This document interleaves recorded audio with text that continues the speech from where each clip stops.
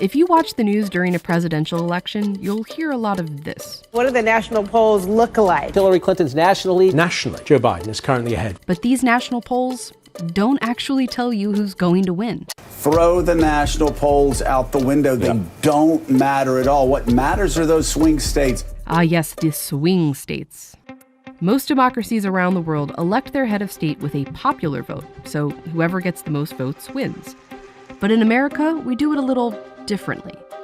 The US is the only country that picks its president using something called the Electoral College. It's made up of delegates from each US state. When Americans vote for president, what they're actually voting for is who their state will vote for. This is why, every so often, someone wins the presidency without winning the popular vote.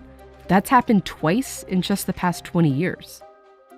The majority of Americans do not like the system, and haven't for a long time. Both political parties have made attempts to get rid of it. So why does the US still use the Electoral College? And who actually benefits from it?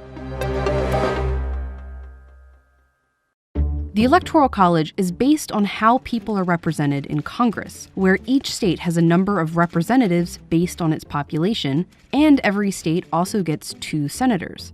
So, for example, let's look at Texas, which has a huge population, and Vermont, which has a really small one. Texas has 36 representatives in Congress.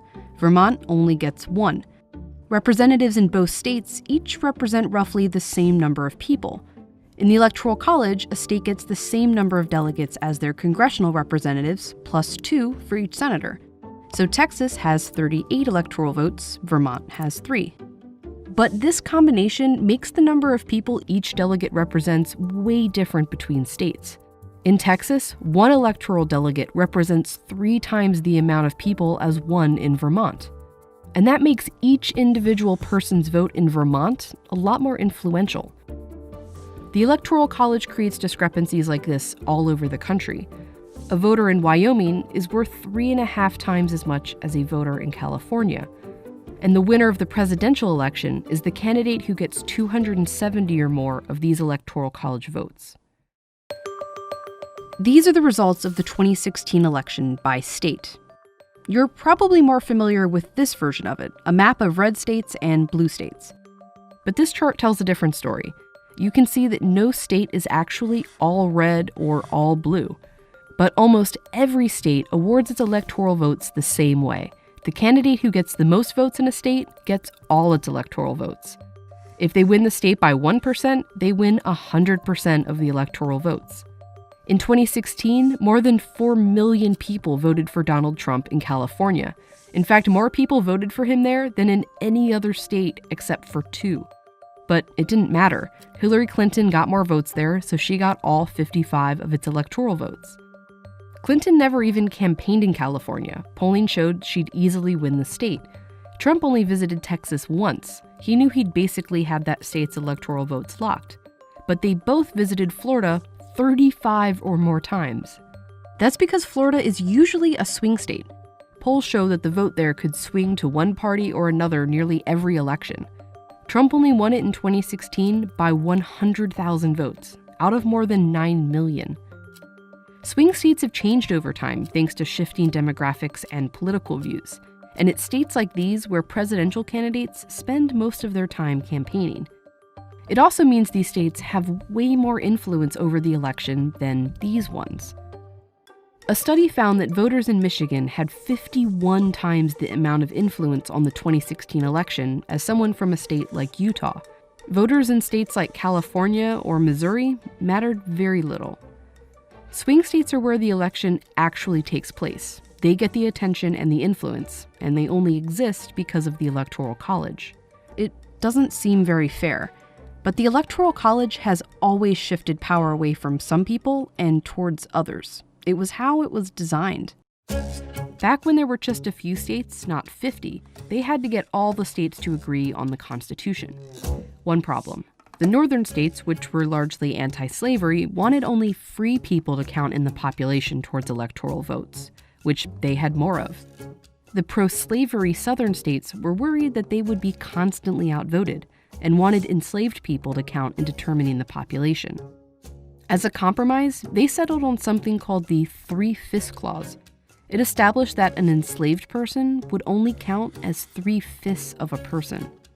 In 1800, Pennsylvania, a northern state, and Virginia, a southern one, had about the same number of free people living there.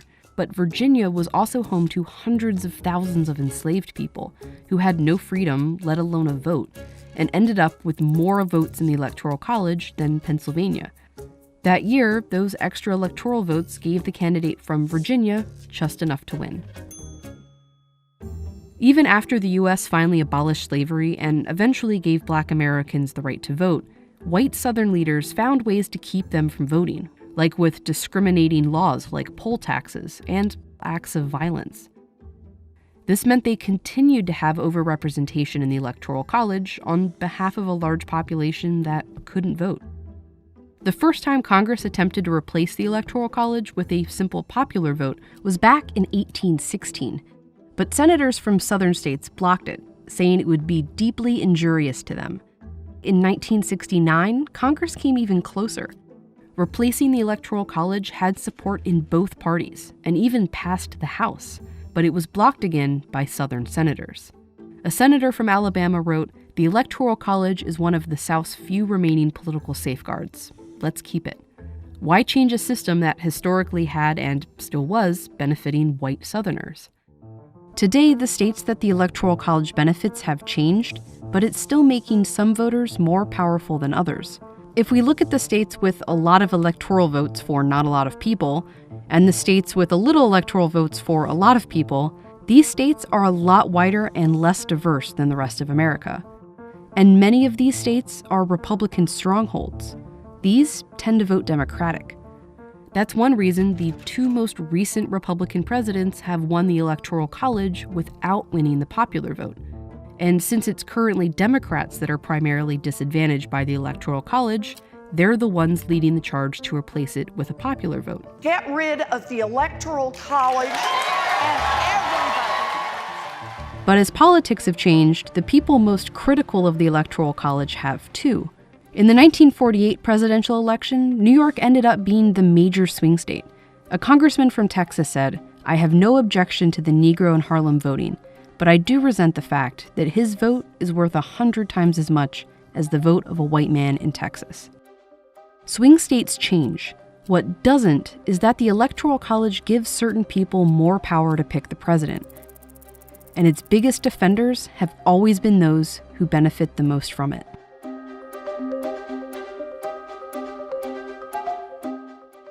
Thanks to Absolute, who sponsored this video to remind all Americans to make the time to vote. Absolute doesn't influence our editorial, but they do make videos like this possible. So drink responsibly and vote responsibly.